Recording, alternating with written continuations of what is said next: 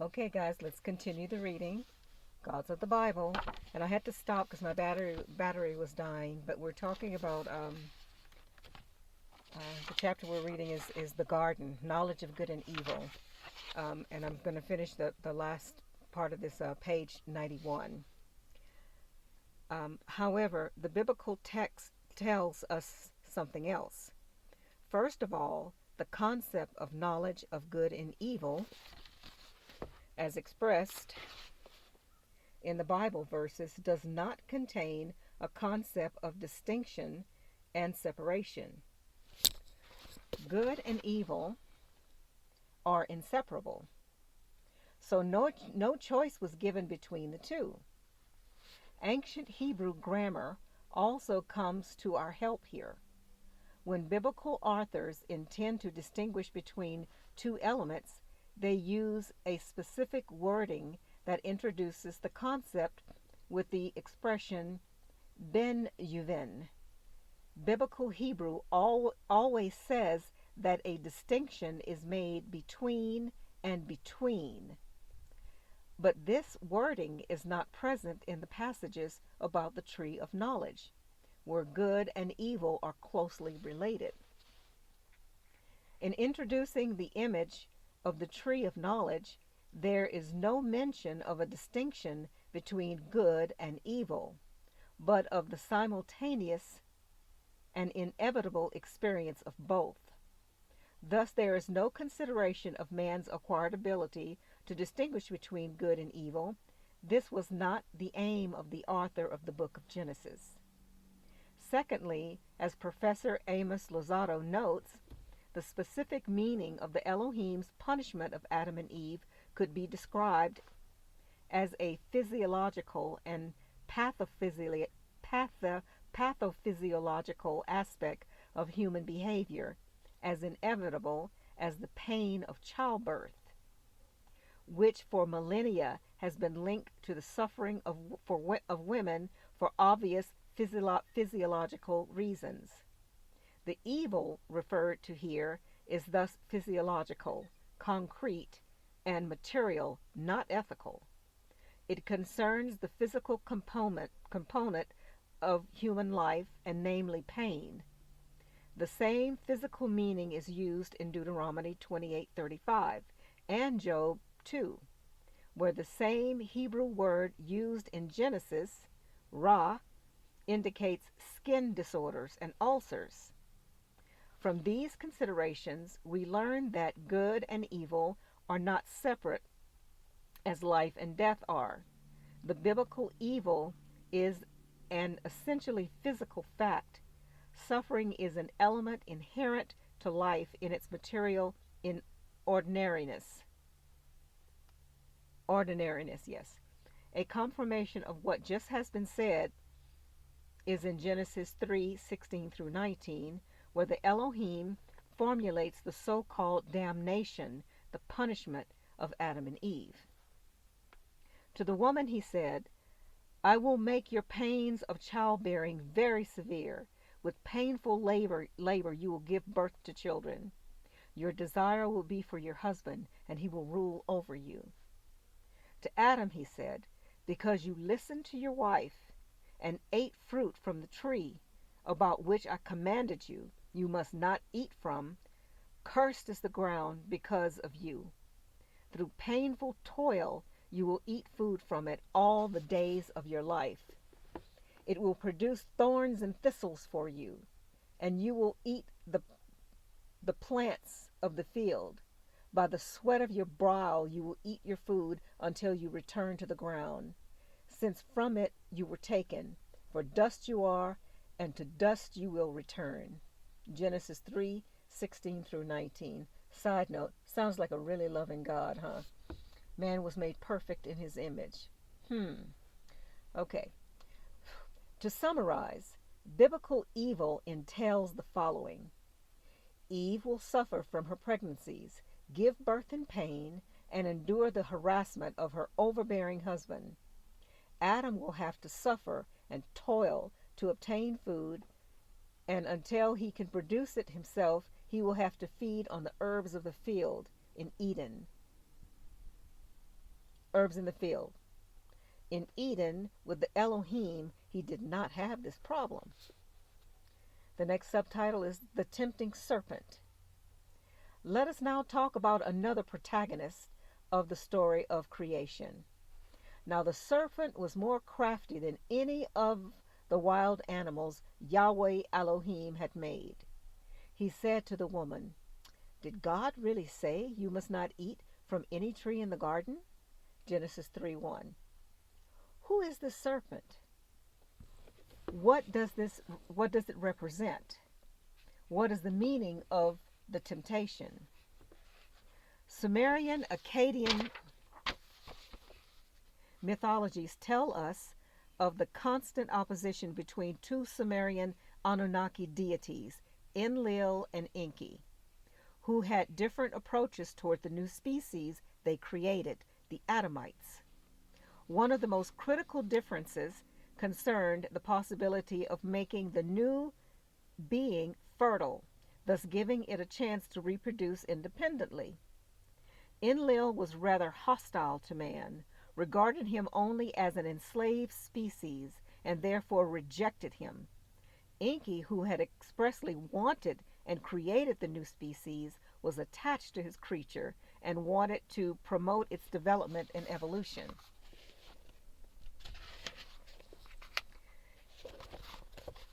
Enki was also responsible for the excavations in the mines for which man was specifically created. He was considered the expert on that which is in the deep and was often represented with the image of a snake. Now, the Hebrew root that identifies the serpent, Nahish, is initially indicates the act of knowing intentions in advance. Clark. This definition confirms once again that knowledge is a fundamental element of the symbolism characterizing Enki. In most ancient mythologies, the serpent is the bearer of knowledge reserved for a few. We would call it esoteric knowledge.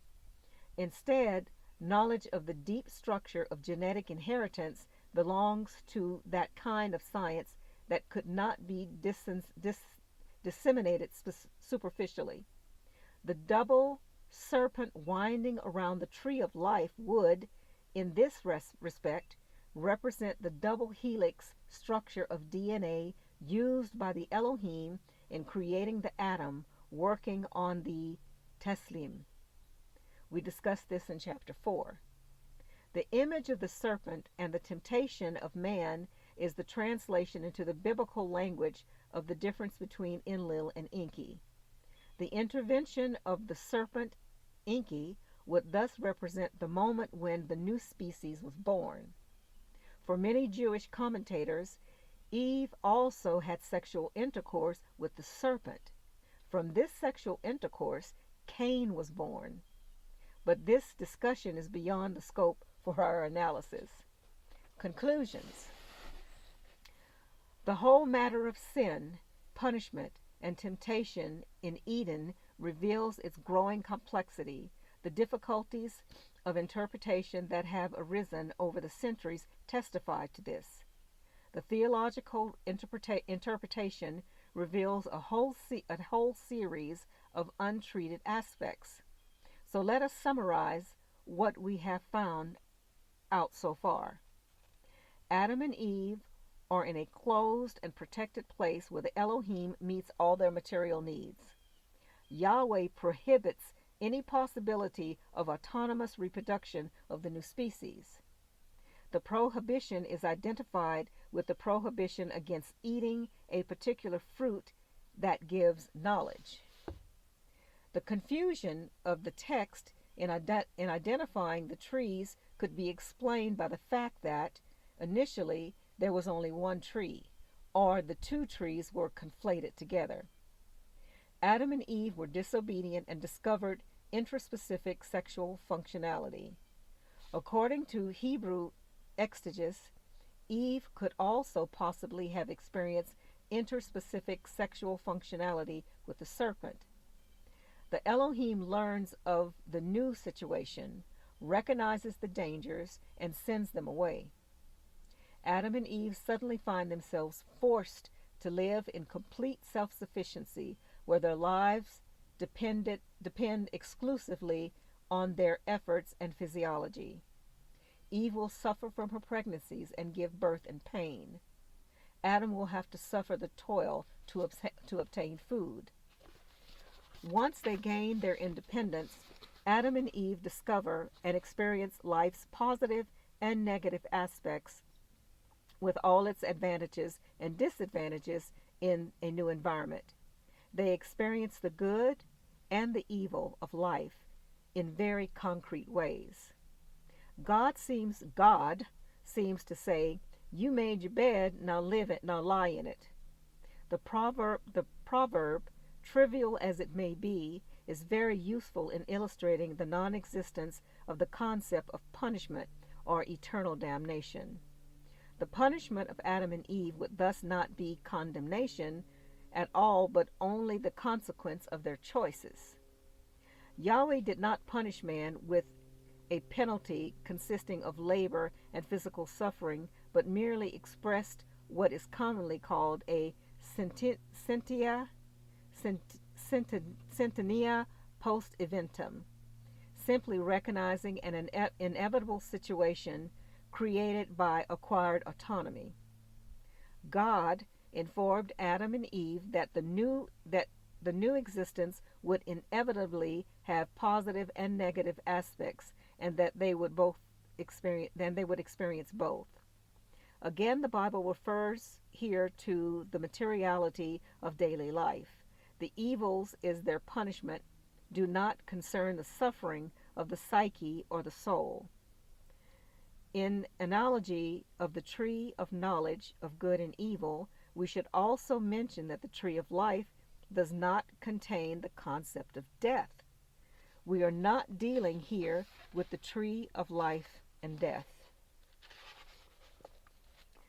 The two concepts, life and death, seem to be mutually exclusive, whereas good and evil are not only